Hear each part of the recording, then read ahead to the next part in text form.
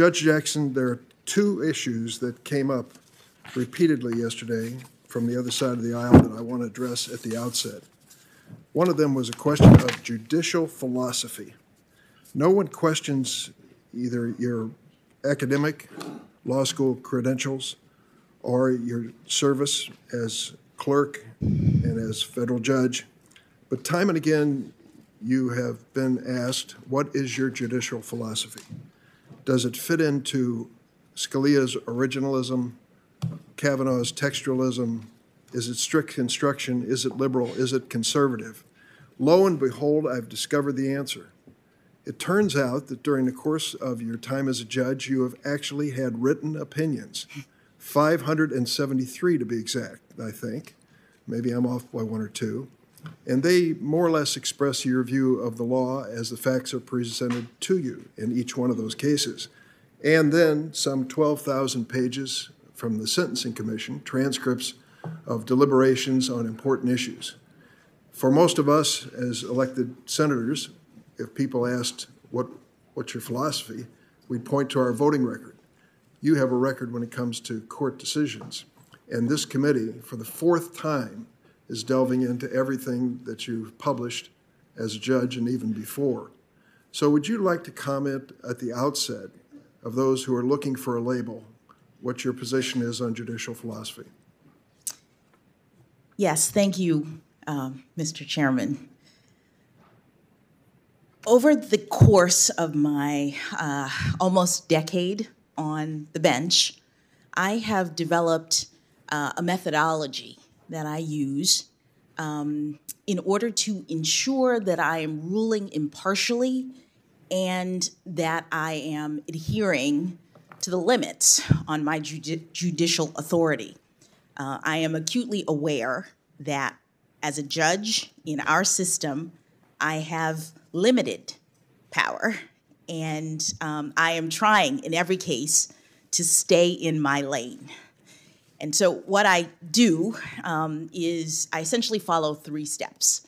The first step is when I get a case, I ensure that I am proceeding from a position of neutrality.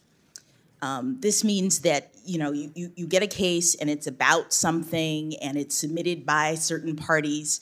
I am clearing my mind of any preconceived notions about how the case might come out. I'm setting aside any personal views. It's very important that judges rule without fear or favor. The second step is once I've cleared the decks, so to speak, in this way, I am able to receive all of the appropriate inputs for the case. That is the parties' arguments. They've written briefs. Sometimes we have a hearing. Sometimes we hear from other parties, amici in a case. And then there's the factual record. I am evaluating all of the facts from various perspectives. I think my experience, all of the various experiences that I've had, really helps me at this stage to see the perspectives of all of the parties and to understand their arguments. And then the third step is the interpretation and application of the law to the facts in the case. And this is where I'm really observing the constraints on my judicial authority. There are many constraints in our system, importantly, because judges have limited authority. And so I am, first of all, looking at my jurisdiction. Threshold matter in every federal case is to make sure that you even have the power to hear the case. In evaluating jurisdiction, you're looking at all sorts of things. The text of a jurisdictional provision, for example, precedent related to it. If I can get to the merits of the case, if I have jurisdiction, then I am observing the limits on my authority concerning the question. So if it is a statute, for example, or a provision of the Constitution, I'm looking at the text. The adherence to text is a constraint on my authority. I'm trying to figure out what those words mean as they were intended by the people who wrote them. So at this point, I'm looking at original documents. I am focusing on the original public meaning because I'm constrained to interpret the text. Sometimes that's enough to resolve the issue in terms of the merits.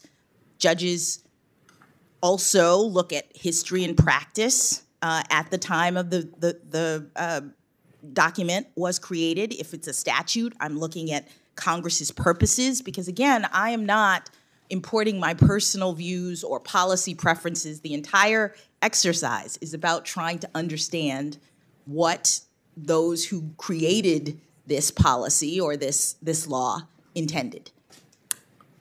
I'm also looking at precedent, which is another constraint on judicial authority.